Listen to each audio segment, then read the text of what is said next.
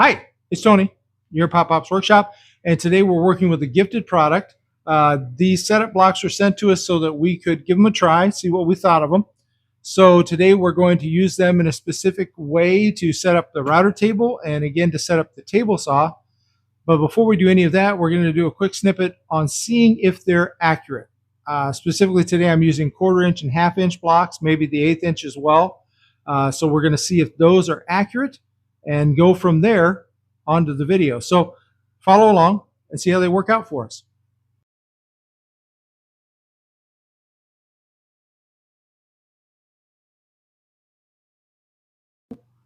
All right, so the first step is to know whether or not what I'm dealing with is accurate. So I've got my double square, which I know is accurate to a few thousandths, which is plenty accurate for what we're going to do.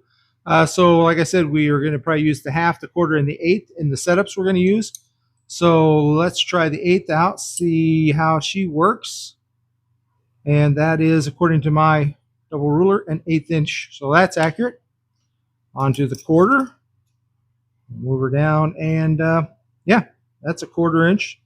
That's accurate. Last but not least, 1/2 inch. And the nice thing is they put the arrows on each side as to where you're measuring them so that you know it's going to be accurate. And that again is accurate, 1/2 inch. So now that we know that, we can get set up for our final setup to do a drawer bottom on this, an imaginary drawer bottom. I'm not really going to build a drawer bottom, but we'll put the groove in so you can kind of see how easy it would be setting them up on the router table to do a quick drawer bottom. So onto that part of the video. Okay, so we're past the is it accurate or not stage, on to setting it up. So we've got our fence kind of in its first configuration. It's loose. These are closed down so that when I do the dust collection, I get good draw. But we want this bit, which is a 1/4 inch wide, we want it 1/2 inch. So we know that's a 1/4 inch wide. And we want it 1/2 inch away from the fence, which is kind of nice because I can just pull the fence in and know that it's, no matter what angle it looks like, that's a 1/2 inch away from the fence the whole time. So that can then be tightened down over there, can be tightened down over here.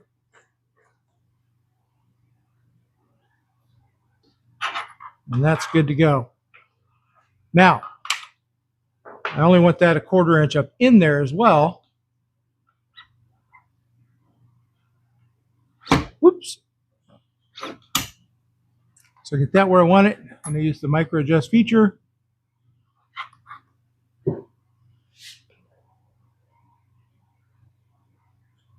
And there we go.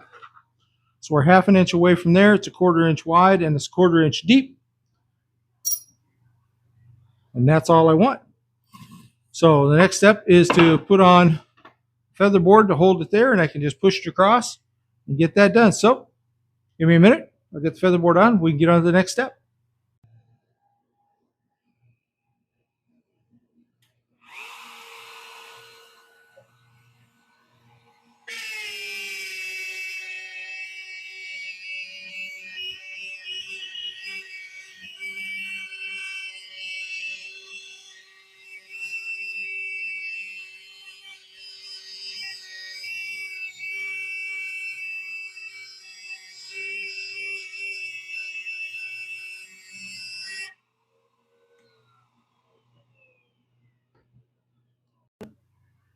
Okay, so I probably needed to go thicker than a 1/4 inch. Plywood sometimes varies, and it's a snug fit. It's snug. I wouldn't advise trying to glue that joint because it probably wouldn't fit in there. But yeah, so it's accurate. It cuts a very accurate groove. So if there's any swelling or anything, you might want to go just a touch bigger. The nice thing is I got a 1/4 inch or a 5/16. So I could have went 5/16 for that. Give myself a little bit more room for doing what I got to do. But that's good. So that part passes. So I've got my 1/2 inch up from the bottom. I've got my groove. I could just repeat that, repeat that, and repeat that, and have a bunch of sides ready to go together and slap them together, and I've got a bunch of drawer boxes made. So that's kind of handy. And as far as the router table goes, you can make it as wide as you want to, up to I've got a 3 inch block there if I wanted to cut it 3 inches in, or stand it up, cut it 2 inch deep. I got a variety of ways to make grooves with the setup block and the router table. So next step is to set it up for the similar cut on the table saw. All right, so we've seen how we can do this on the router table. One pass, maybe a couple passes just to find it, clean it out. And what I discovered is, as we said, that's a little tight, so I'd have probably gone just a little bit more. I could have nudged back the fence with another little block. On the table saw, because I don't want to put a dado stack on, I could, but I'd just rather not. I'll take 2 passes. So how am I going to do that? Well, I'm going to take my 1/2 inch block, and I've already kind of done this, set it according to the teeth. Remember, the body isn't as wide as a cut as the teeth. So when I'm setting my fence, I want to set it so I make sure I'm touching the teeth, and that will give me an accurate cut at 1/2 inch. I'll turn around and set the blade height to 1/4 inch, again based on top of the teeth to the top of this, so they run flush. Make my first pass, and then I need to open this up. I could add an 1/8 of an inch block to my 1/2 inch, but I want to give myself just a little bit more room, so I went with 5/32. If I find that that's not good enough, I can pull that 5/32 out, go to the next step up, and give myself a little bit more room. But that's why you do tests. You get your test set, and you know exactly which blocks. After that, there's just zero measuring. Again, I'm just making a bunch of passes the first time. I'm adding a block, changing the fence location accurately with a block instead of trying to measure with a tape measure or with a ruler, which is subjective to my eye, and that's never a good thing for me. So I can use these setup blocks and get it absolutely accurate. So that's what we're going to do. So we'll take our first pass after I get the blade height set, and we'll see where we're at, and then we'll show you how easy it is to just bump the fence over a little bit and go for the second pass.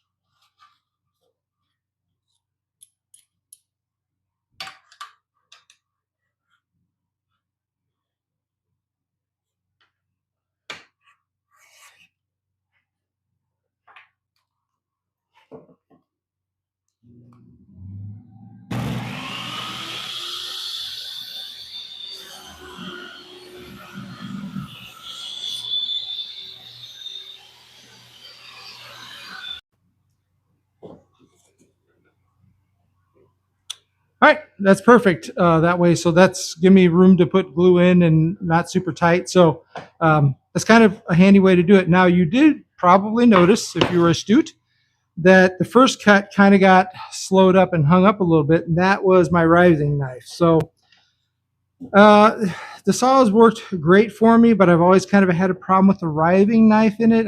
It's off a little bit. I probably need to get into the owner's manual. You gods, I'm going to read instructions.